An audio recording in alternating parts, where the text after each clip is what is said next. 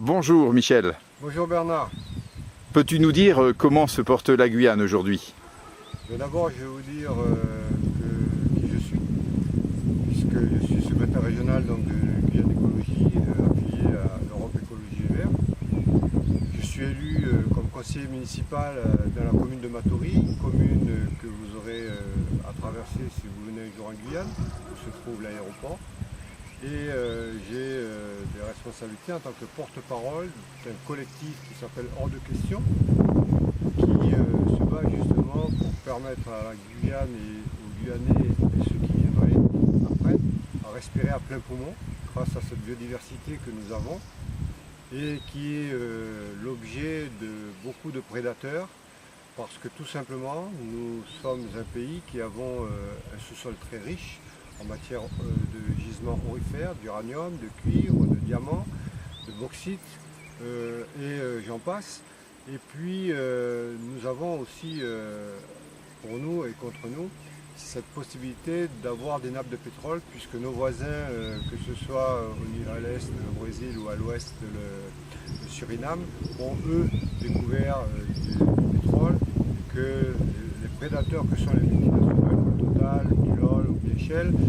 voient en la Guyane encore un Eldorado pour faire de la Guyane un émirat. Nous ne serons jamais le Qatar, nous ne serons jamais l'Émirat, ce n'est pas du tout notre vocation, nous pensons. Et notre difficulté est de pouvoir préserver cette Guyane. La préserver, c'est se battre contre les miniers qui veulent faire donc, aujourd'hui on déposé 320 000 hectares de permis de recherche minière sur la Guyane pour le moment. Il y en a d'autres qui frappent à la porte qui n'ont pas encore été enregistrés. C'est se battre contre Total, la multinationale française, qui veut essayer de trouver ce pétrole et qui va pouvoir, par le biais d'une marée noire ou par le biais même des recherches qu'ils vont faire au niveau des forages, par 2000 mètres de fond et 4000 mètres de forage de la croûte terrestre pour trouver ce fameux pétrole et qui vont à ce titre donc, déséquilibrer des écosystèmes qui viennent d'être trouvés par Greenpeace à 120 km de la Guyane, donc tout près des zones de forage de Total qui va faire 5 puits de recherche. On voit bien que notre biodiversité qui est le fleuron dans l'Amazonie, qui représente un carbone énorme pour la France, puisqu'il a été plus ou moins chiffré aux alentours de 900 millions, ce qui serait très bien dans nos caisses pour nous permettre de nous exprimer et de développer notre réelle richesse qui se retrouve derrière des besoins de structuration des filières. Je pense en l'occurrence à la filière alimentaire pour obtenir une autosuffisance alimentaire et ensuite à un cercle vertueux qui partirait de la filière bois et qui entraînerait derrière lui toute une filière, que ce soit la filière énergétique, que ce soit la filière du BTP, du tourisme, de l'agroforesterie et de la biodiversité qui est très forte et très diversifiée si on accepte que la recherche moléculaire trouve son aboutissement dans le développement de produits dérivés qui prendront de la valeur ajoutée et qui, grâce au lobbying du politique français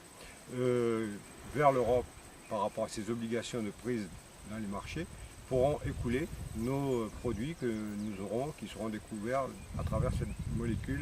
ces molécules qui existent dans notre biodiversité.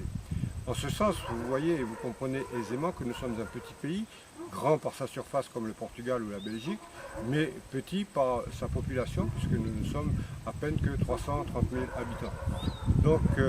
nous avons besoin dans ces combats de soutien très fort et très exprimé de façon